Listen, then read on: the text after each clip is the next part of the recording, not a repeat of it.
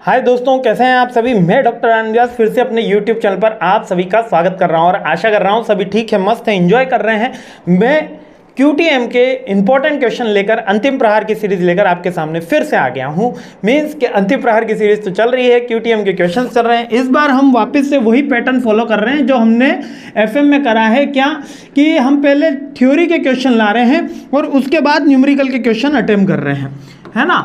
हम पहले थ्योरी के क्वेश्चन ला रहे हैं और उसके बाद न्यूमेरिकल के क्वेश्चन लाऊंगा। पहले थ्योरी के 10 मोस्ट इंपॉर्टेंट क्वेश्चन के ऊपर अपन हमला बोलने वाले हैं, एक एक करके सारे के सारे थ्योरी के मोस्ट इंपॉर्टेंट क्वेश्चन में बताने वाला हूं। दूसरी मोस्ट इंपॉर्टेंट बात, आप सबको बहुत सारे जनों के, बहुत सारे पुराने बच्चे जिनको बैक आई हुई है उनके भी मैसेज आए हुए हैं कि सर हमारी बैक है QTM में, क्या बिना न्यूमेरिकल करे हम पास हो जाएंगे, केवल थ्योरी के बेसिस पे पास हो जाएंगे, क्या 10 मोस्ट इंपॉर्टेंट क्वेश्चन हमारी नैया पार लगा देगा। तो ईमानदारी से दिल से कह रहा हूं, बड़ा मुश्किल है। बिना न्यूमेरिकल करे QTM का पेपर सॉल्व नहीं होता और केवल 7-8 टाइप के न्यूमेरिकल हैं, असाइनमेंट, सिंप्लेक्स, रिप्लेसमेंट, यही क्वेश्चन जो है लीनियर प्रोग्रामिंग, यही मेन क्वेश्चंस हैं जो थोड़े से बच्चों को परेशान करते हैं। लेकिन ऐसा कोई भी क्वेश्चन नहीं जिसको आप 6 से 7 बार बनाओगे तो 8वीं बार वो ना बन जाए आपसे। तो कोशिश करिए, उसकी प्रैक्टिस करिए, क्योंकि न्यूमेरिकल के बिना QTM में अच्छा स्कोर कर पाना तो बिल्कुल असंभव है। और आज भी यही कंडीशन है कि न्यूमेरिकल करे बिना इसमें पास नहीं हो पाते बच्चे, है ना। कुछ हो जाते हैं जो लकी रहते हैं, जो थ्योरी के बलबूते पे वहाँ गए और पास हो गए, लेकिन बिना न्यूमेरिकल के इसमें पास होना टफ है, बहुत ज़्यादा कठिन है। तो आपका दोस्त, आपका पड़ोसी, आपका रिश्तेदार, कोई भी व्यक्ति, आपका शुभचिंतक यदि आपको कह रहा है कि भैया केवल थ्योरी कर ले, QTM में न्यूमेरिकल रहने दे, तेरे से नहीं होते हैं, तो उसको कहिए भैया हो या ना हो, अभी सवाल नहीं होने का नहीं है, हमको करना कैसे है ये सोचना है। नहीं हो सकता पता है हमें, लेकिन अब इस नहीं होने को करना कैसे है वो मेरे साथ अपन कोशिश करेंगे। न्यूमेरिकल के सेशन पे आऊँगा 10th क्वेश्चन कंप्लीट होने पर।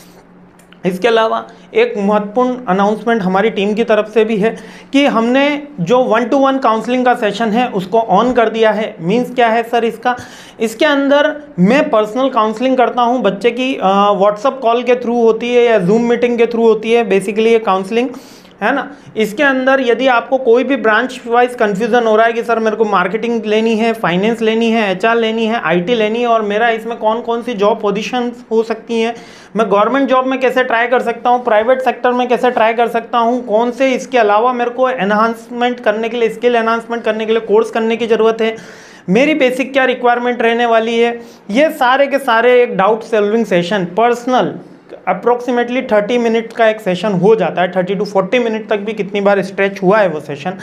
पर्सनल 1-to-1 वो मेरा सेशन रहता है ना। ये हमारी डिस्क्रिप्शन बॉक्स में इसका लिंक दिया हुआ है, आप चाहें तो वो रजिस्ट्रेशन करा सकते हैं। और ऑलरेडी इसके ऊपर मैंने वीडियो बना रखे हैं। यदि आपका वीडियो से प्रॉब्लम सॉल्व हो जाती है, आपको ब्रांच क्लियर हो जाते हैं या आपका विजन क्लियर है, तो वो सेशन जरूरी नहीं। अगर आपको कहीं भी आपके करियर को लेकर डाउट है और आपको लगता है कि मैं उसमें थोड़ी हेल्प कर सकता हूं, तो आप मेरे साथ 1-to-1 सेशन में जुड़ सकते हैं। थोड़ा सा मिनिमम चार्ज हमने उसका रख रखा है, डिस्क्रिप्शन बॉक्स में लिंक है। इसके अलावा वेबसाइट पे भी उसका लिंक मेंशन है। Join as a counselling session करके आप जाएंगे 1-to-1 सेशन में और ज्वाइन हो जाएगा। उसके बाद हमारी टीम आपको कॉल करेगी और बुकिंग कर देगी। यूजुअली वो बुकिंग जो भी होगी आपकी 19 के बाद होगी, ताकि आपके एग्जाम सारे के सारे वाइंड अप हो जाए और आपका करियर जो है वो आगे से 19, और ये लिमिटेड टाइम के लिए रहने वाला है।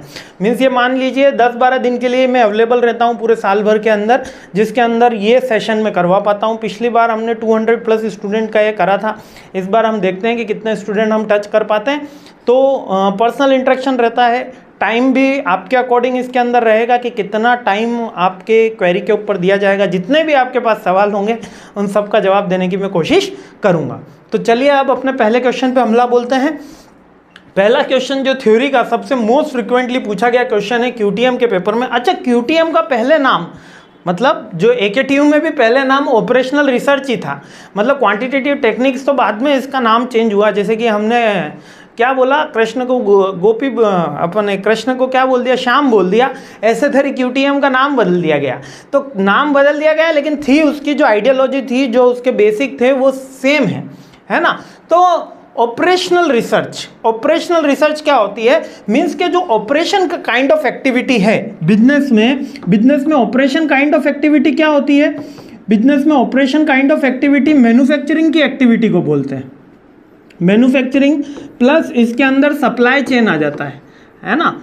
जो भी अपना कौन कौन सी एक्टिविटी है, जैसे मैन्युफैक्चरिंग में अपन को 5-6 प्रोसेस करनी होती है, 1 प्रोसेस, 2 प्रोसेस, 3, 4, 5 प्रोसेस करनी होती है ना। जैसे शर्ट बना रहे हैं तो उसकी एक प्रोसेस होगी कि स्टिचिंग करी जाएगी, एक में प्रेस करी जाएगी, एक में प्रेस हो गई मीन्स आयरन किया जाएगा, एक में वॉश किया जाएगा, एक में कलर किया जाएगा, है ना। तो ये ऐसी डिफरेंट प्रोसेसेस होती हैं मैन्युफैक्चरिंग की। तो ऑपरेशन रिसर्च के अंदर हम ये प्रोसेस चेक करते हैं और इसके ऑप्टिमम सॉल्यूशन तक पहुंचते हैं। ऑप्टिमम सॉल्यूशन का मतलब यहाँ पर कि हम हमारी जितनी भी प्रोसेसेस हैं इंक्लूडिंग सप्लाई चेन मैनेजमेंट, पहले सप्लाई चेन मैनेजमेंट थोड़ा सा अलग माना नहीं गया था, अब थोड़ा अलग मानने लगे हैं।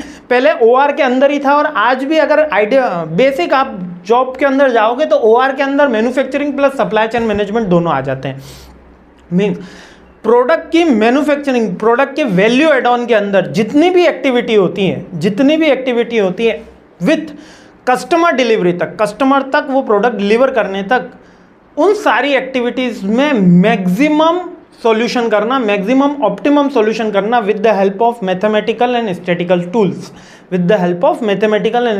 टूल्स, की एक काइंड ऑफ पजल कि कौन सी एक्टिविटी पहले होनी चाहिए, कौन सी एक्टिविटी बाद में होनी चाहिए।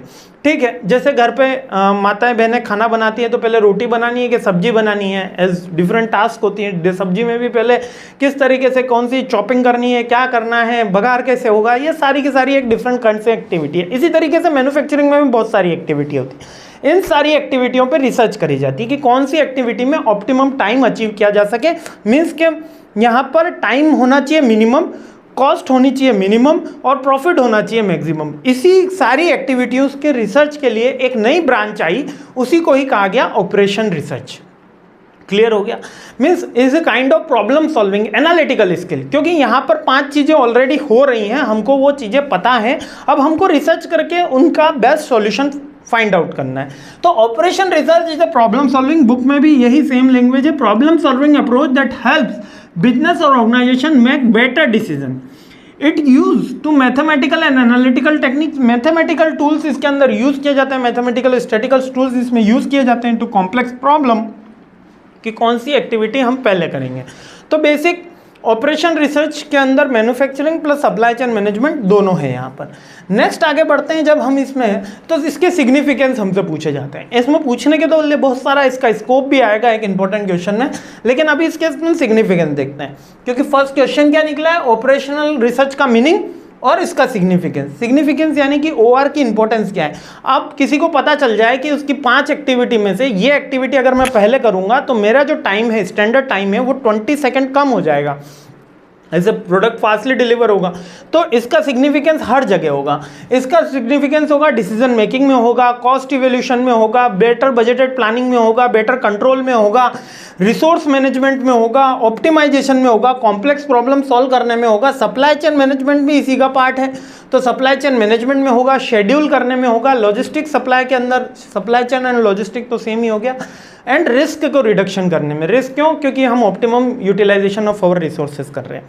इतना ना भी याद हो तो सिंपल सी बात है, अगर मैं किसी डिपार्टमेंट को स्ट्रॉन्ग कर रहा हूँ, अगर मैं डिपार्टमेंट के मैन्युफैक्चरिंग प्रोसेस को स्ट्रॉन्ग कर रहा हूँ, तो उससे क्या होता है, बेटर प्लानिंग होती है, कंट्रोल होता है, कोऑर्डिनेशन होता है, कॉस्ट मैनेजमेंट होता है, बेटर बजटेड इफेक्ट आता है, रिस्क कम हो जाती है, सक्सेशन प्लानिंग होती है। यही सारे के सारे पॉइंट्स अपन को ऑपरेशनल रिसर्च के इंपॉर्टेंस में लिखना है। क्लियर हो गया? और शॉर्ट फॉर्म के अंदर इसके अंदर हम पता कर रहे होते हैं कि कौन सी एक्टिविटी का सीक्वेंस क्या होगा और उस एक्टिविटी को बेस्ट परफॉर्मिंग मेथड कौन सा रहने वाला है। क्लियर हो गया? Question complete. अगले क्वेश्चन पे हमला बोलते हैं। जय हिंद।